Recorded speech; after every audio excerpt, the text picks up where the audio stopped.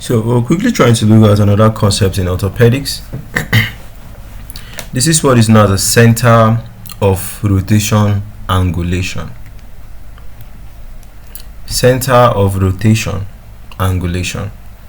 So in, how will I put it? In abbreviation they call it the CORA. Okay.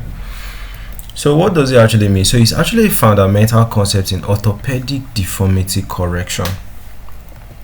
So there's like a deformity in a bone, so you want to like correct it. This is a fundamental concept in it.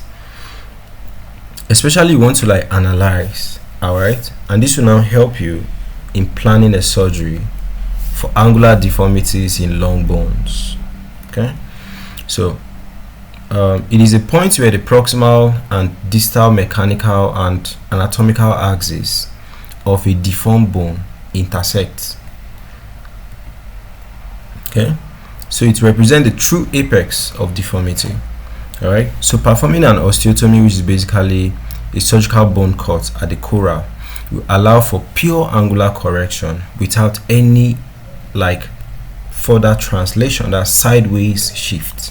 Everything will be accurate. So it's a way of trying to actually hit an accuracy. So how is it determined? So you draw the mechanical or anatomical axis of the bone segment above and below the deformity. Can I see this?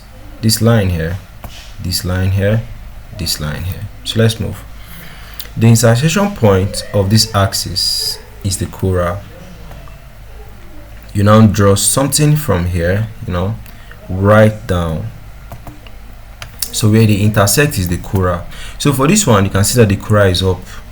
Alright, this should be in a normal bone. Now for a bone that is kind of like deformed in the middle, can you see where the CORA is? Alright, so the angles between the axes quantifies the deformity. For example, in a bowed tibia, the CORA lies at the apex of the curve where the bone alignment deviates. So why does it actually matter in surgery? Why do we even learn this? So correcting at the CORA ensures that there's proper alignment, right? So later on there will be no deformities as a result of the surgery. So if the osteotomies at the CORA, it can result in what?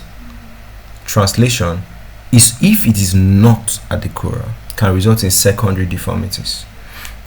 So CORA principles are used in what? Elizarov technique, Taylor spatial frame, computer assisted deformity planning. So applications: limb lengthening and realignment, correction of congenital and post-traumatic deformities, planning osteotomies in the femur, tibia, and the forearm, right? So foot and ankle deformity correction, all those hallux, valgus, and all of that. Okay, so that's it for this concept of CORA.